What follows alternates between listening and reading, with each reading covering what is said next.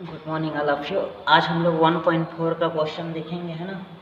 उसको देखने से पहले एक चीज़ समझते हैं, क्या है द्विआधारी संख्या क्या होता है ना। तो द्विआधारी कम से कम आप लोग का दो आधारी होना चाहिए, मतलब इसमें दो चीज़ होता है, डॉट हो सकता है, डॉट यानी कि गुणा हो सकता है, या प्लस होता है ना। द्विआधारी है मतलब दो आधार होना चाहिए, इसके लिए एलिमेंट भी दो होना चाहिए, है ना। तो मैंने क्या किया है, दो एलिमेंट ले लिया है, ए भी है ना, और ए मान लेते हैं कोई समुच्चय है। ए कोई समुच्चय है जिसके दो अवयव क्या क्या हैं, ए और बी है। तो इस प्रकार हम लोग द्विआधारी संख्या को समझ सकते हैं कि यदि कैपिटल ए कोई क्या है, समुच्चय है, और यहाँ पे ओ जैसा दिख रहा है, इसको बोलते हैं ऑपरेटर, है ना। ऑपरेटर, या तो इसको क्या बोल सकते हो आप लोग, संक्रिया बोल सकते हैं ना, या तो संक्रिया बोलेंगे या तो इसको क्या बोलेंगे, ऑपरेटर बोलेंगे, है ना। इसको ए ऑपरेटर बी बोलते हैं, ए संक्रिया बी एलिमेंट ए। मतलब हम इसको ऐसे परिभाषित करते हैं, माना ए कोई समुच्चय है तथा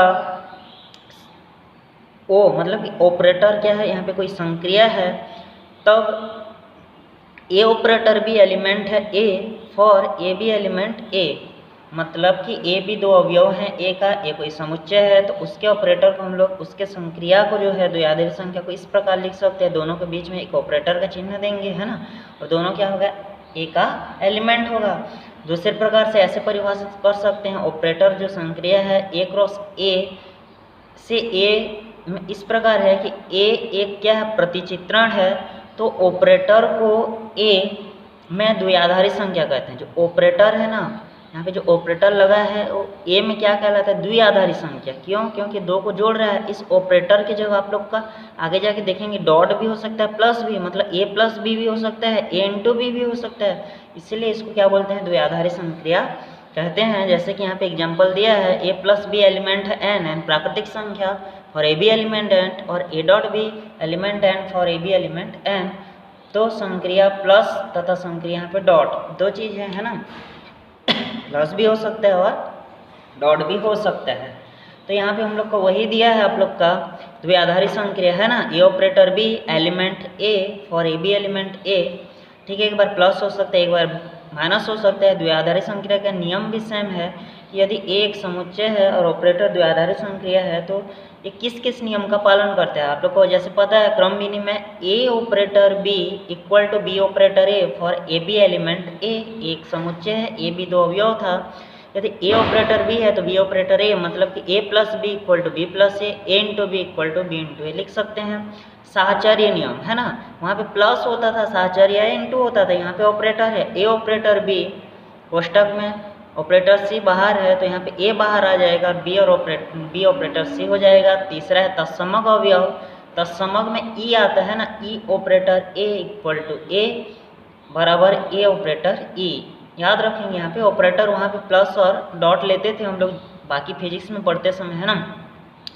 उसी प्रकार ई एलिमेंट को क्या कहते हैं, तत्समक अवयव कहते हैं ई को, है ना, आइडेंटिटी।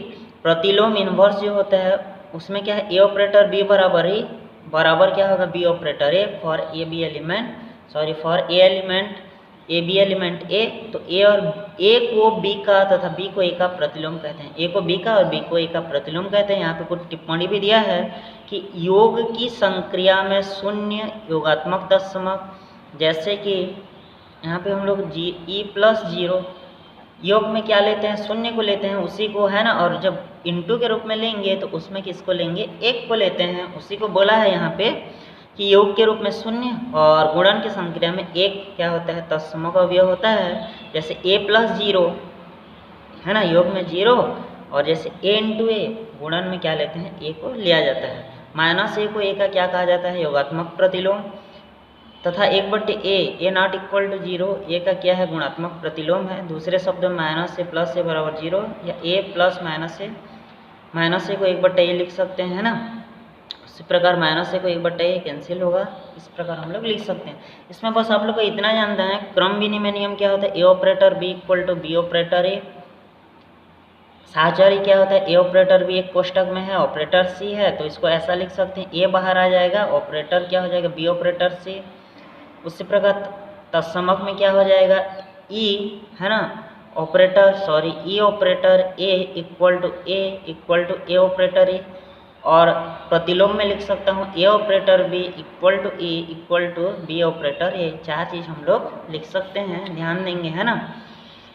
उसी प्रकार अब इतना ही ध्यान देना है, इसी से हर एक क्वेश्चन बनेगा। आप लोग को चार ही चीज़ पूछेगा कि आप लोग का क्रम विनिमय नियम का पालन करता है कि नहीं, है ना, साहचर्य नियम का पालन करता है कि नहीं, इस प्रकार का ही क्वेश्चन पूछेगा। जैसे कि पहला क्वेश्चन दिया है, सिद्ध कीजिए कि आई में संक्रिया ओ जो ए ऑपरेटर बी है ना, A operator B equal to A minus B, A B element I द्वारा परिभाषित है, द्वैआधारी संक्रिया है, यह ना तो क्रम विनिमय ना ही साहचर्य नियम का पालन करता है। ये प्रूफ करना है ना। तो सबसे पहला क्या लिखेंगे, दिया है, क्या दिया है जी, A operator B equal to A minus B, A B element I मतलब यहाँ पे कोई भी इंटीजर नंबर हो सकता है, कुछ भी ले सकते हैं। तो यहाँ पे हम लोग ले लेंगे, है ना, माना क्या ले लेंगे, ए इक्वल टू कुछ भी ले लो अपने हिसाब से, 5 ले लेते हैं, बी इक्वल टू क्या ले लेते हैं, 4 ले लेते हैं, है ना। तब हम लोग को दो चीज़ यहाँ पे दिखाना है, क्रम विनिमय और साहचर्य। अब किसके लिए देख लेते हैं जी, क्रम विनिमय, है ना, क्रम विनिमय है तो ठीक है। ए ये दिया है क्वेश्चन में, है ना, सबसे पहला इसको माना हूँ, तब उसके हिसाब से ए ऑपरेटर बी इक्वल टू क्या है, ए माइनस बी है ना। मतलब कि मेरा यहाँ पे क्या हो जाएगा, 5 operator 4 equal to 5 minus 4 equal to क्या हो जाएगा 1। जबकि मैं बी ऑपरेटर ए लूँगा, मतलब कि बी माइनस ए लूँगा, तो मेरा क्या हो जाएगा जी 4 माइनस 5 इक्वल टू माइनस 1। अतः क्या लिख सकता हूँ जी, ए ऑपरेटर बी, इसको छोटा लिखना है ना, मेरा थोड़ा सा बड़ा हुआ है, बी ऑपरेटर ए, दोनों बराबर नहीं है, अतः यह क्या हो जाएगा, क्रम विनिमय नियम का पालन नहीं करता है। ठीक उसी प्रकार किसके लिए देखेंगे, साहचर्य के लिए। साहचर्य में क्या होता है, A operator B operator C equal to A operator B operator C, है ना जी। तो यहाँ पे फिर से मानना पड़ेगा, माना ए इक्वल टू 5 लिया था, बी इक्वल टू 4 लिया था, और सी इक्वल टू क्या ले लेता हूँ, 3 ले लेता हूँ। ठीक, एक बार मेरे को क्या निकालना है, ए ऑपरेटर बी निकालना है। ए ऑपरेटर बी मतलब कि मेरा क्या हो जाएगा, ए माइनस बी, मतलब कि 5 ऑपरेटर 4 मतलब कि 5 माइनस 4 इक्वल टू क्या हो गया 1। यहाँ तक तो बना लोगे। अब मेरे में ऑपरेटर सी लगाना है, मतलब कि ए ऑपरेटर सी लगाना है, तो ए ऑपरेटर बी का मान 1, ऑपरेटर सी का मान कितना आ जाएगा आप लोग का, कितना है जी, ऑपरेटर सी का मान 3 है। तो क्या हो जाएगा, इन दोनों के बीच में फिर से माइनस लगेगा तुम्हारा, मतलब कि 1 माइनस 3 इक्वल टू क्या हो जाएगा -2। समझ रहे हो ना, ये तुम्हारा ए हो गया पूरा, ये बी हो गया, तो ये ए माइनस बी का रूल से इसका मान 1 है, इसका मान 3 है, तो 1 माइनस 3। सेम उल्टा निकालो तो एक बार क्या निकालेंगे, बी ऑपरेटर सी निकालेंगे तो बी माइनस सी, है ना, बी माइनस सी का क्या हो जाएगा जी 4 माइनस 3 1 आएगा।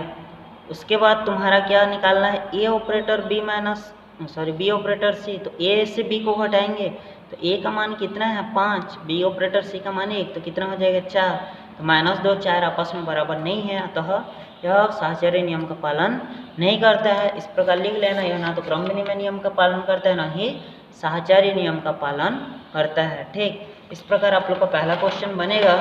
इसी प्रकार हम लोग का दूसरा क्वेश्चन भी बनेगा, सेम है। यहाँ पे क्यू दिया है, क्यू धनात्मक परिमेय संख्या, इस प्रकार का उदाहरण लेना कि दोनों ए और बी का मान पॉजिटिव में होना चाहिए, है ना। उसी प्रकार आप लोग का पाँचवा और छठवां भी बनेगा, सेम पहला दूसरा पाँचवा छठवां एक जैसा बनेगा। सातवां में बस आप लोग को हाँ या नहीं में जवाब देना है, बस चेक करना है, एग्जाम में आता नहीं, बस चेक करना है आप लोग को एक बार। आठवां में भी चेक करना है, नौवां में भी चेक करना है ना। 10वां आपका एग्जाम्पल में दिया है, भेज दूंगा आप लोग को। अब तीसरा और चौथा में से एक क्वेश्चन देख लेते हैं, है ना। तीसरा में क्या, तत्समक और प्रतिलोम बताना है। तो आप लोग का जो तीसरा चौथा है वो उदाहरण नंबर 4 का सेम है। आप लोग का तत्समक का ये सूत्र होता है ना, दिया है A operator B equal to A plus B plus A B, यहाँ पे प्लस दिया है, क्वेश्चन में बस क्या दिया है माइनस दिया है, बाकी के दोनों क्वेश्चन यहाँ पे माइनस दिया है और यहाँ पे क्या है 2ab दिया है, सेम क्वेश्चन है। ये क्वेश्चन में दिया है b के जगह e लिखूंगा क्योंकि तत्समक है, तो यहाँ पे भी b के जगह e, यहाँ पे भी e। अब देखो तो जी यहाँ पे मैं क्या कर सकता हूँ, यहाँ पे a ऑपरेटर e का मान a होता है, a का a हुआ, e का e हुआ, a का a हुआ, उसके बाद यहाँ पे दिया है ना जी ए ऑपरेटर, ए का मान ए होता है। उसके बाद मैं क्या किया हूँ जी, ए और ए आपस में कटेगा, यहाँ से ई बाहर आएगा तो 1 प्लस ए बचेगा, है ना। तो इसको उधर लेके जाएंगे तो ई का मान 0, तो तत्समक अवयव 0। प्रश्न 3-4 का भी सेम बनेगा। एक बार क्या प्रतिलोम निकालना है, तो ये प्रतिलोम का शर्त होता है ना। प्रतिलोम का जो शर्त होता है उसमें तुम्हारा ये दिया गया है ए ऑपरेटर बी, क्वेश्चन है यहाँ जहाँ बी था वहाँ पे डैश डैश लिया गया है। उसके बाद ए ऑपरेटर ए डैश का मान 0 होता है, 0 रख दिए, जो बचा है उसमें जो जो कॉमन है निकाल दिए, तो यहाँ से ए डैश का मान मिल जाएगा, ये उसका प्रतिलोम हो गया। इस प्रकार हम लोग प्रतिलोम और क्या बोल सकते हैं हम लोग तत्समक निकाल सकते हैं। इस प्रकार आप लोग का चौथा प्रश्नावली बनेगा। कोई एक क्वेश्चन यहाँ से भी आता है, आप लोग को अच्छे से बनाना है, जो डाउट होगा पूछ सकते हैं। कल से हम लोग प्रतिलोम त्रिकोणमिति स्टार्ट करेंगे। धन्यवाद।